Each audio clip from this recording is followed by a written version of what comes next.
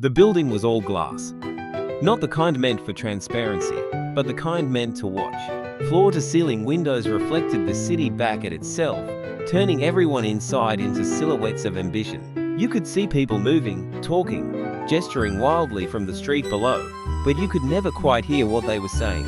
That was appropriate, because inside this building, words were currency, and most people spent them recklessly. Marcus learned that in his first week. He had noticed how loudly people spoke about what they wanted. Promotions, recognition, control. They talked as if saying it out loud would summon it into existence.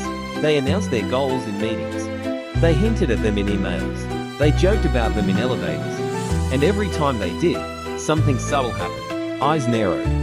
Smiles tightened. Defenses rose. Marcus said nothing. He had learned long ago that the moment people know what you want, they begin deciding whether to stop you, so he made himself unreadable. Every morning, Marcus arrived at the same time, wore the same dark jacket, drank the same coffee. He nodded, smiled politely, and asked neutral questions. He never volunteered stories about his past, never hinted at his future. When asked directly where he saw himself in 5 years, he answered simply, learning. People laughed at that, then forgot about him, which was exactly what Marcus needed. The rumors of restructuring hit like a quiet earthquake. No announcement, no email, just whispers. Executives meeting behind closed doors. Sudden calendar blocks. A shift in tone. Everyone felt it, and everyone panicked differently. Cole panicked loudly. Cole was senior management, confident, charismatic, the kind of man who dominated rooms by leaning back in his chair and smiling as if he already owned the outcome. He spoke about leadership as if it were inevitable.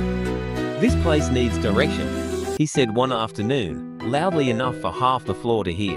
Someone who isn't afraid to step up. He looked around, waiting for agreement. Marcus looked down at his notebook. At night, when the office emptied, Marcus stayed. Not because he wanted to be seen as hardworking, but because patterns reveal themselves when no one is performing. He watched who left early, who stayed late, who suddenly stopped speaking when certain people walked by. He learned which executives trusted who, which managers were nervous, which alliances were built on fear rather than loyalty. And he learned something else. The merger wasn't just happening. It was being rushed, which meant mistakes would be made. Marcus never corrected anyone publicly, never challenged authority. Instead, he asked questions that sounded harmless but planted doubt. Is that timeline flexible? Who would oversee that transition? Has leadership considered the downstream effects? People answered him casually, too casually. They didn't realize they were revealing uncertainty. The more Marcus concealed, the more others exposed. One evening, Cole caught Marcus by the glass wall overlooking the city. The building had gone quiet. Lights dimmed. Reflections doubled. You're hard to read, Cole said, sipping his drink. Most people here want something. Marcus smiled faintly. Don't we all? Cole leaned closer.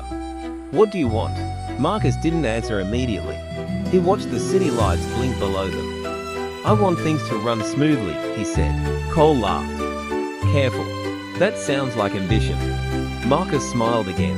This time, Cole didn't. The week before the announcement, chaos set in. People began positioning themselves openly. Emails grew aggressive. Meetings turned territorial. Cole campaigned shamelessly. He spoke for leadership before leadership spoke at all. Marcus stayed silent. On the morning of the board meeting, tension sat in the air like static. Everyone dressed sharper, smiled less. The CEO entered without ceremony. We're restructuring, she said. Effective immediately. No preamble. No reassurance. She spoke of efficiency, of trust, of leadership that didn't need to announce itself. Then she said a name. Marcus. The room froze. Cole's confidence collapsed in real time. Mouth slightly open, eyes searching for confirmation that never came. Marcus stood slowly, buttoned his jacket, nodded once. No speech, no celebration. After the meeting, Cole found him again by the glass. You never told anyone, Cole said. You never even hinted. Marcus looked at him calmly. That's why no one stopped me.